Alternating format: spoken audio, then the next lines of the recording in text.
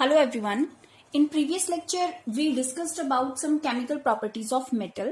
So आज हम उसका जो further pending portion है हम वो डिस्कस करेंगे. So let's start. Chemical properties of metal.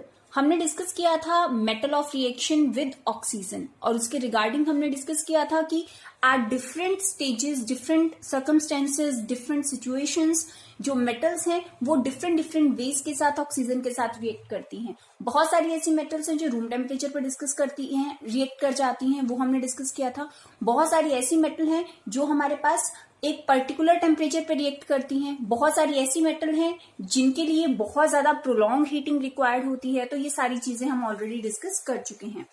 सो एक जो छोटा सा लास्ट पोर्शन हमारा पेंडिंग बच गया था उस चीज का, that is metal oxides are basic in nature. हम ऑलरेडी ये चीज डिस्कस कर चुके हैं कि जो मेटल ऑक्साइड्स हैं they are basic in nature. उनका नेचर जो है वो बेसिक होता है और उनके पास टेंडेंसी होती है कि वो रेड लिटमस को ब्लू कर सकते हैं.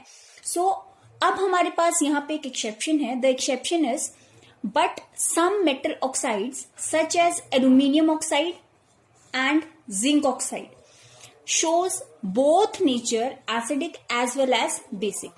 हमारे पास एल्यूमिनियम ऑक्साइड और जिंक ऑक्साइड दो ऐसे ऑक्साइड्स हैं, दो ऐसी मेटल हैं जिनके ऑक्साइड्स जो हैं वो एसिड के जैसे भी बिहेव करते हैं और बेस के जैसे भी बिहेव करते हैं. ये एक बहुत ही इंपॉर्टेंट पॉइंट है. और ऐसे ऑक्साइड्स, ऐसे मेटल ऑक्साइड्स जो एसिड और बेसिक दोनों के जैसे बिहेव करते हैं उनको हम बोलते हैं एम्फोटेरिक ऑक्साइड्स. सो आपके पास ये डेफिनेशन फॉर्म में भी आ सकता है या आपके पास एग्जाम्पल भी पूछा जा सकता है, मे बी आपसे ये एमसीक्यू फॉर्मेट में भी पूछा जाए. सो एम्फोटेरिक ऑक्साइड्स वो ऑक्साइड्स होते हैं, वो मेटल ऑक्साइड्स होते हैं जो एसिड के जैसे भी बिहेव करते हैं और बेस के जैसे भी बिहेव करते हैं. हमारे पास जो दो मेन एम्फोटेरिक ऑक्साइड्स हैं they are aluminium oxide and zinc oxide. अब हम बात करते हैं इनके एग्जाम्पल्स की. जैसे यहाँ पे अगर मैं एल्यूमिनियम ऑक्साइड को कंसीडर करूं और उसकी एसिड के साथ रिएक्शन करवाऊं तो हमारे पास बनेगा एल्यूमिनियम क्लोराइड एंड वाटर. तो यहाँ पे दिस इज योर एसिड. सो यहाँ पे एल्यूमिनियम ऑक्साइड किसके जैसा बिहेव करेगा? बेस के जैसा. और रिएक्ट करके क्या बनाएगा? Salt plus water. क्लियर? अगर यहाँ पे हम देखें this is aluminium oxide, this is sodium hydroxide. Sodium hydroxide क्या है आपके पास? This is base. तो अगर ये बेस है तो यहाँ पे किसके जैसे बिहेव करेगा? As an acid. और हमारे पास क्या बनाएगा? Salt plus water. तो आपने यहाँ पे देखा कि एक केस में एल्यूमिनियम ऑक्साइड एसिड के जैसा बिहेव करता है और एक केस में ये बेस के जैसे बिहेव करता है. तो इसीलिए इसको हम क्या कंसीडर करते हैं? These are amphoteric oxides. Clear? इसी तरह से सिमिलरली अगर मैं जिंक का एग्जांपल लेके चलूं, जिंक ऑक्साइड अगर हम सल्फ्यूरिक एसिड के साथ रिएक्ट कराते हैं तो ये बनाएगा ZnSO4 which is a salt and water. और अगर मैं जिंक ऑक्साइड की सोडियम हाइड्रोक्साइड के साथ रिएक्ट करवाऊं तो हमारे पास बनेगा सोडियम जिंकेट. तो यहां पे अगर हम देखें, यहां पे जिंक ऑक्साइड बेस के जैसे बिहेव करेगा, यहां पे अगर मैं देखूं तो एसिड के जैसे बिहेव करेगा. क्लियर? सो ऐसे ऑक्साइड्स, ऐसे मेटल ऑक्साइड्स जो एसिड और बेस दोनों के जैसे बिहेव करते हैं उनको हम क्या बोलते हैं? Amphoteric oxides. सो अब हम आते हैं सेकंड हमारी जो केमिकल प्रॉपर्टी है मेटल की, that is reaction of metals with water. कि जब मेटल्स वाटर के साथ रिएक्ट करती हैं तो क्या बनाती हैं, हमारे पास क्या प्रोडक्ट आता है. सो let's start. When metal react with water it forms metal oxide plus hydrogen gas. जब भी मेटल वाटर के साथ रिएक्ट करेगी तो वो बनाएगी मेटल ऑक्साइड और क्या प्रोड्यूस करेगी साथ में? Hydrogen gas. अब फर्दर अगर हम देखें, ये जो आपका मेटल ऑक्साइड बना, वाटर के साथ रिएक्ट करके मेटल ऑक्साइड बना, जब ये मेटल ऑक्साइड फर्दर वाटर के साथ रिएक्ट करेगा ये क्या बना देगा? Metal hydroxide. अगर एक सिंपल से फिनोमिना की बात करूं मैं, बहुत सारी बुक्स में आपको मिलेगा कि मेटल प्लस वाटर और सीधा आपका प्रोडक्ट दिया है वहां पे जो गिवन है दैट इज मेटल हाइड्रोक्साइड. वो इसलिए दिया जाता है कि फॉर एग्जाम्पल मेरे पास एक बीकर है, बीकर के अंदर मैंने एक जिंक का छोटा सा पीस डाल दिया.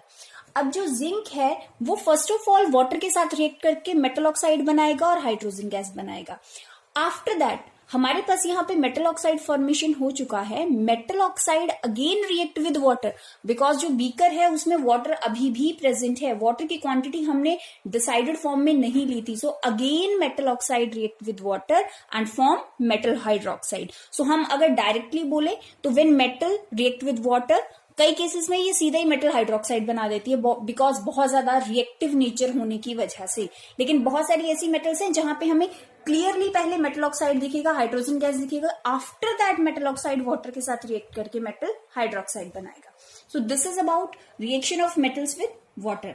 अब हम डिस्कस करते हैं रिएक्टिविटी। जैसे कि हमने ऑक्सीजन के केस में किया था कि डिफरेंट डिफरेंट मेटल्स जो हैं वो डिफरेंट डिफरेंट कंडीशंस के अंदर ही रिएक्ट करती हैं। सो सिमिलरली अगर हम यहाँ पे बात करें, जो डिफरेंट मेटल्स हैं उनका वाटर के साथ रिएक्शन जो है वो डिफरेंट डिफरेंट होता है। कुछ ऐसे मेटल्स हैं जो बहुत जल्दी रिएक्ट करेंगे, कुछ कोल्ड वाटर के साथ रिएक्ट करेंगे, कुछ हॉट के साथ करेंगे, कुछ के लिए स्पेसिफिक कंडीशंस रिक्वायर्ड होंगी, बहुत सारी ऐसी हैं जो रिएक्ट ही नहीं करेंगी। तो उन सब के बारे में हम डिस्कस करेंगे। So this is most important portion. So let's start with the first point, sodium and potassium. ये वेल नोन है कि sodium and potassium are most reactive metals, बहुत ज्यादा रिएक्टिव है एंड दैट्स वाई जो आपका सोडियम है that always stored in kerosene oil to protect from contact of water, clear, और atmospheric oxygen. So sodium and potassium vigorously react with cold water to form sodium hydroxide and hydrogen gas liberated। जो sodium और potassium है वो cold water के साथ बहुत जल्दी react करता है। अब यहाँ पे इसका ये मतलब नहीं है कि ये सिर्फ और सिर्फ कोल्ड के साथ रिएक्ट करेगा। कोल्ड वाटर मीन्स ये सबसे लोएस्ट सिचुएशन है हमारा कि ये हर तरह के पानी के साथ रिएक्ट कर जाएगा, इवन ठंडे से ठंडे पानी के साथ भी ये रिएक्ट कर जाएगा। सो इसका मतलब ये है कि कोल्ड वाटर के साथ रिएक्ट करने का मतलब है कि ये किसी भी टेम्परेचर वाले वाटर के साथ रिएक्ट कर सकता है। हमारा जो मिनिमम लेवल है वाटर का जो हमने सेट किया है दैट इज कोल्ड वाटर। सो जो सोडियम एंड पोटेशियम है वो कोल्ड वाटर के साथ रिएक्ट करके सोडियम हाइड्रोक्साइड बनाता है। अब देखिए जो चीज मैंने आपको यहाँ पे एक्सप्लेन की थी कि metal plus water directly metal hydroxide भी बना देता है। उसका रीजन क्या है? रिएक्शन इतना फास्ट होता है कि ये इंटरमीडिएट स्टेप जो है इसको ऑब्जर्व करने का हमारे पास टाइम ही हमें प्रॉपर नहीं मिलता। सो होता क्या है, this is for example metal की जगह पे आप सोडियम एज्यूम कीजिए, सोडियम प्लस वाटर, पहले बनेगा sodium oxide plus hydrogen gas. Again जो सोडियम ऑक्साइड है that react with water and form sodium hydroxide, clear. So sodium plus water हमारे पास क्या बनेगा? Sodium hydroxide and water. Similarly potassium react with water forms potassium hydroxide and hydrogen gas. Sorry, this is your hydrogen gas. सो यहाँ पे और यहाँ पे इन दोनों केसेस में हाइड्रोजन गैस जो है वो लिबरेट होगी, क्लियर। तो ये आपको याद रखना है कि सोडियम पोटेशियम किसी भी टाइप के वाटर के साथ रिएक्ट कर जाते हैं, even at cold, very cold water. अब हम बात करते हैं हमारे सेकेंड पॉइंट की। Magnesium does not react with cold water but react with very hot water. जो मैग्नीशियम है वो कोल्ड वाटर के साथ रिएक्ट नहीं करेगा, रूम टेम्परेचर वाले वाटर के साथ भी रिएक्ट नहीं करेगा, बट हॉट वाटर के साथ जो है वो बहुत जल्दी रिएक्ट कर जाएगा। और बहुत जल्दी रिएक्ट करने का मतलब है कि वो जैसे ही आप उसको हॉट वाटर के अंदर डिसॉल्व करोगे वो हाइड्रोजन गैस लिबरेट करेगा और साथ में मैग्नीशियम हाइड्रोक्साइड जो है वो फॉर्म करेगा। सो यहाँ पे हमारे पास एक जो इंटरेस्टिंग फिनोमिना है दैट इज कि जब भी मैग्नीशियम वाटर के साथ रिएक्ट करता है तो वो बबल्स के फॉर्म में उसके ऊपर फ्लोट करना शुरू कर देता है। फॉर एग्जाम्पल, मैंने एक बीकर लिया, बीकर में पानी लिया, हॉट वाटर लिया, उसके अंदर मैंने एक मैग्नीशियम का छोटा सा पीस जो है उसको डिप किया। After some time you observe जो मैग्नीशियम है that float on the surface of water and bubbles of hydrogen gas liberated. आप देखेंगे मैग्नीशियम ऊपर आ गया है, ऊपर फ्लोट करना शुरू कर दिया है मैग्नीशियम ने। सो आपके पास board examination point of view से ये क्वेश्चन बनता है कि जो मैग्नीशियम है, सिमिलरली कैल्शियम के लिए भी होता है, वो हम आगे डिस्कस करेंगे कि जो मैग्नीशियम है जब हॉट वाटर के साथ रिएक्ट करता है तो वो सरफेस के ऊपर क्यों फ्लोट करना शुरू कर देता है, what is the reason behind that. तो उसके लिए आप क्या बोल सकते हैं कि जो हमारे पास मैग्नीशियम है it starts floating in water due to bubbles of hydrogen gas sticking on its surface. तो अगर इसका एक्सप्लेनेशन आपके पास आए तो आप बोल सकते हैं it also start floating in water due to the bubbles of hydrogen gas sticking to its surface। कि जो इसका सरफेस है उसको हाइड्रोजन गैस इतनी जोर से पुश करेगी कि उसको ऊपर सरफेस के ऊपर ले आएगी। क्लियर, तो ये आपको यहां से क्लियर हो जाएगा। अब हम बात करते हैं कैल्शियम की। Calcium react with cold water as well as room temperature. जो हमारे पास कैल्शियम है वो ठंडे पानी के साथ तो रिएक्ट करता है, लेकिन जो रूम टेम्परेचर का नॉर्मल हमारा वाटर होता है 30 डिग्री के अबाउट, उसके साथ भी रिएक्ट कर जाता है। इसके लिए कोई स्पेसिफिक कंडीशन जो है वो रिक्वायर्ड नहीं होती हैं। सो अगर हम यहाँ पे देखें, this is your calcium react with water, तो ये रिएक्ट करके बनाएगा calcium hydroxide plus hydrogen gas. So अगर हम यहाँ पे देखें, सेम क्वेश्चन हमारे पास बनता है कि जो कैल्शियम है जब वो वाटर के साथ रिएक्ट करता है तो वो सरफेस के ऊपर फ्लोट करना शुरू कर देता है। What is the reason behind that. Similarly same reason है जो हमने मैग्नीशियम के लिए देखा था। It also starts floating in water due to the bubbles of hydrogen gas sticking to its surface. So जो कॉन्सेप्ट है हमारा, मैग्नीशियम हालांकि कोल्ड के साथ नहीं हॉट के साथ करता है, कैल्शियम जो है वो कोल्ड के साथ करता है, रूम टेम्परेचर के साथ भी करता है, लेकिन सरफेस के ऊपर जो फ्लोट करने का फिनोमेना है वो दोनों केसेस में हमारा जो है वो सिमिलर होगा। क्लियर। अब हम बात करते हैं fourth one, zinc and aluminium do not react either with cold and hot water. जो जिंक एंड एल्यूमिनियम है, जिंक और एल्यूमिनियम है, वो ना तो ठंडे पानी के साथ रिएक्ट करेंगे और ना ही गर्म पानी के साथ रिएक्ट करेंगे। इसके लिए एक स्पेसिफिक कंडीशन है, they react only with steam to form metal oxide and hydrogen gas. मतलब ये सिर्फ और सिर्फ स्टीम के साथ रिएक्ट करेंगे। क्लियर। सो जो स्टीम है अगर इसको मिलेगी ये, और वो स्टीम जो है एक पर्टिकुलर टाइम के लिए चाहिए। ऐसा नहीं है कि आप स्टीम के पास लेके आए और इसने इमीडिएटली रिएक्ट किया। फॉर सम टाइम आपको इसको लीव करना पड़ेगा at the same situation, same conditions. So zinc react with water and this water is in the form of steam. So zinc react with steam, it forms zinc oxide and hydrogen gas. Similarly for the aluminium, aluminium react with water, it forms aluminium oxide and hydrogen gas. Clear. So आपको ये याद रखना है कि zinc और aluminium ऐसे metals हैं जो सिर्फ और सिर्फ स्टीम के साथ ही रिएक्ट करेंगे। ये जो हम पर्टिकुलर मेटल्स की पर्टिकुलर कंडीशंस यहाँ पे डिस्कस करते हैं ये बहुत ज्यादा इंपॉर्टेंट है और इनमें से एग्जाम पॉइंट ऑफ व्यू से बहुत सारे इंपॉर्टेंट क्वेश्चन बनते हैं। मैंने आपको पहले बताया था कि जो केमिकल प्रॉपर्टीज हैं वो एक बहुत ही मेजर पोर्शन है इस चैप्टर का, और ये चैप्टर जो है हमारा वो बहुत ज्यादा मार्क्स कैरी करता है। सो दैट्स वाई इसकी केमिकल प्रॉपर्टीज हमें बहुत अच्छे से करनी है। इसके सारे पॉइंट्स जो हैं वो हमें अच्छे से क्लियर होने चाहिए। अब हम बात करते हैं फिफ्थ पॉइंट की। Iron metal does not react with water under ordinary conditions. अब ये स्टीम के साथ भी रिएक्ट नहीं करेगा। उसके नॉर्मल ऐसा नहीं है कि आप आयरन रॉड को लेके आए स्टीम के पास और उसने रिएक्ट किया। नो, उसके लिए कुछ स्पेसिफिक कंडीशन रिक्वायर्ड है। क्या है वो condition? When steam is passed over red hot iron and the products are iron oxide and hydrogen gas। जो आयरन है सबसे पहला कंडीशन है कि आयरन को आपको हॉट रेड करना पड़ेगा, उसको बहुत ज्यादा हीट करना पड़ेगा, इतना हीट करना पड़ेगा कि ultimately that becomes hot red.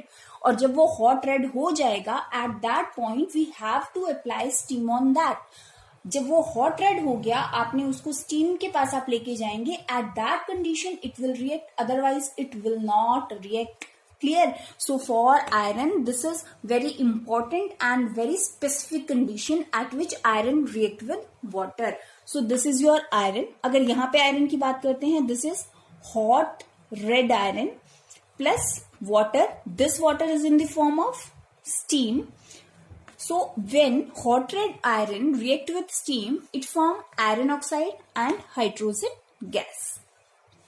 So now come on the last point. Metals like copper, silver and gold do not react with water even under strong conditions. These are the metals which do not react with water at any condition. आप चाहे जितना मर्जी specific conditions इनके लिए apply करें, ये कभी भी वाटर के साथ रिएक्ट नहीं करेंगी. आप जो मर्जी स्ट्रॉन्ग से स्ट्रॉन्ग कंडीशंस जो है वो इसके लिए अप्लाई कर लें. Clear. So these are some particular points about the reaction of metals with water.